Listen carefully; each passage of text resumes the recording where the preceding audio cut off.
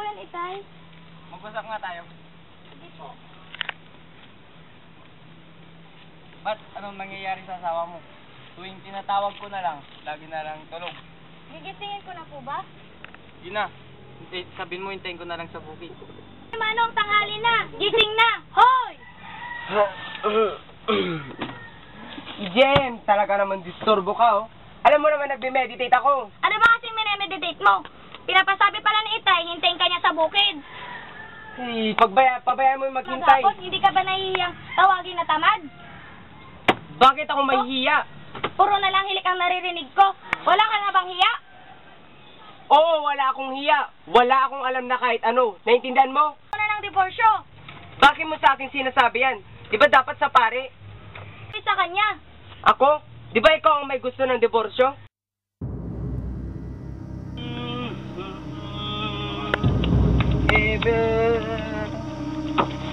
Ano nangyayari sa'yo? Ano ako? Kinukulang ata ang asawa ko. Ako ang espiritu ng inyong kanino-ninuang si Parahulo. Ako kanununuan. Bakit ko kayo naparito? Narito ako dahil sa inyong mga daig. Napakatamad ko kasi ng asawa ko. Ito nakarang araw, malungkot ako. Iyan ang nagpapatunay na napakatanga yung mga tao. Napakatanga mo. Po bang sabihin, hindi tamad ang asawa ko? Ang isang katangahan. Katangahan? Oo, papaalisin mo na lang ba ako ng gutom?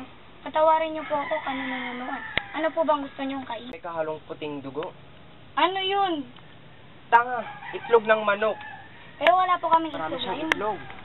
Opo, ikukuha ko po kayo ng itlog. 3 itlog, ha? Huwag kukulangin. Opo.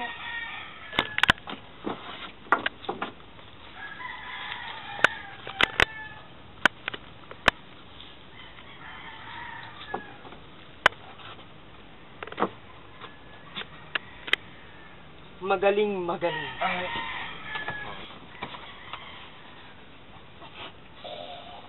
Ay!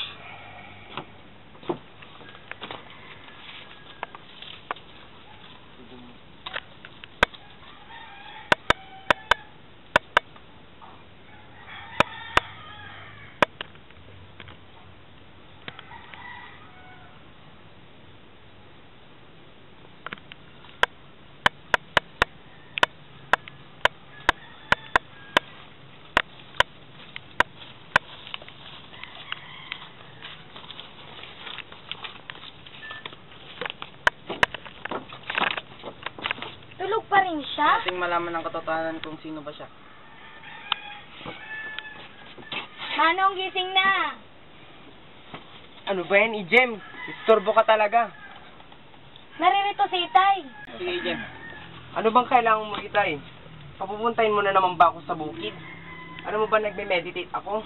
Hindi kabayan. Hindi kita papupuntahin sa bukid. Dinalhan nga kita ng pipito, kabayan. Ano po yun, Itay? Di ba matagal na rin kitang manugang? Hindi ko na po matandaan. Di ba magkakalating taon? Oo, pero hindi pa kita lubos na kilala. Hindi nyo ba ako kilala? Hindi, pero kung sino ka talaga sa totoo lang. Nais nyo ba akong makilala? Kung taga saan talaga ako? Problema kung saan ka nang galing. Kung hindi yon, ano bang gusto mong itanong sa akin? Ngayon, sabihin mo na hindi kami magdududa sa totoo mong pagkatao. Mahirap pong ipaliwanag, Itay. Kasi Bakit mahina naman? po ang mga ulo ninyo. Paulit-ulit ko nang sinasabi na nagme-meditate ako. Pero hanggang ngayon, hindi nyo pa rin ako maintindihan. Naiintindihan ko na po ang asawa ko. Totoo, Sinungaling! Huwag mo nga akong bulahin. Nananaginip ka ba? Kani-kanina, dumalaw dito sa kanununo ang Parahulo. Oo, ang aking kanino-ninuang si Parahulo. Lagi kong dinadalaw ang kanyang libingan. Niliwanag niya pala sa akin na nag-aaral ka ng hiwaga. Sige na nga, sasabihin ko na ang totoo. Pero gusto ko ilihim nyo, ha? Oo. Pero bago ko sabihin ang lahat, kailangan nyo munang sumumpa. Sumumpa? Sumumpa sa ngalan ni Allah. Oo, sige na nga. Ikasundan Paano niyo gagawin ako. yun? Tara, sundan natin ni Jim. Itaas ninyo ang inyong mga kanang kamay at sumunod sa aking mga sasabihin. Sa ngalan ni Allah, Sa ngalan ni Allah, pananatilihin ko ang lihim pananatilihin namin ang lihim tungkol sa tunay na pagkatao ni kabayan. tungkol sa tunay na pagkatao ni kabayan. Kilala niyo ba si Propetang Hidir? Propeteng Hidir, di ba nakatira yun sa ilalim ng tubig? Totoo, siya ay nakatira sa ilalim ng tubig. Nito nga nakaraang 2 buwan. dinadalaw niya ako. Oo, Dinalaw ka? palagi niya pa nga akong dinadalaw. Tuwing ako ay natutulog. Anong sinasabi niya sa'yo? Na masama na daw ang lagay ng mundong ang ikalawa. Ano yun? Pero hindi ko na kailangan sabihin sa inyo. Sayang, di mo na maaaring sabihin sa amin ngayon. Ijem, wag mo nang babastusin ng asawa mo. Hindi na po, Itay. Ado ko, hindi pa siya kumain. Ijem, kuha ka ng pagkain. Pupunta na naman ba kayo sa bukid? Hindi, pupunta kami sa bahay ng pare. Ano? Sa bahay ng pari? Oo, Alak doon lang, nga. ang tarantado naman oh. Bakit, Manong? Kasi sigurado yung pagkakalat niya ang aking lihim. Pero sumampa siyang hindi niya ito pagsasabi sa iba. Totoo, pero hindi ako naniniwala sa iyong Itay.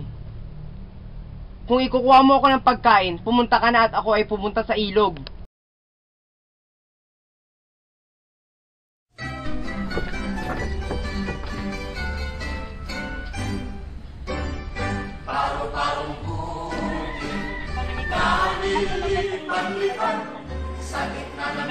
Malihim yun. Bakit mo naman ililihim? Si Propeta Miguel ay hindi isang lihim. At yun ang nakasulat sa banal na aklat.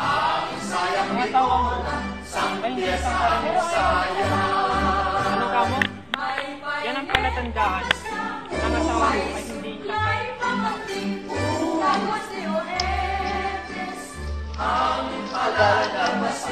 Mapalat kayo.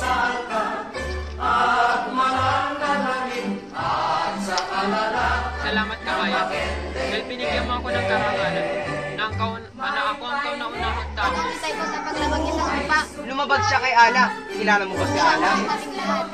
Alam mo naman na pala eh. Hindi alam mo na rin kung anong parusang madaratan niya. Oo, alam ko. Paparusahan siya ni Ala.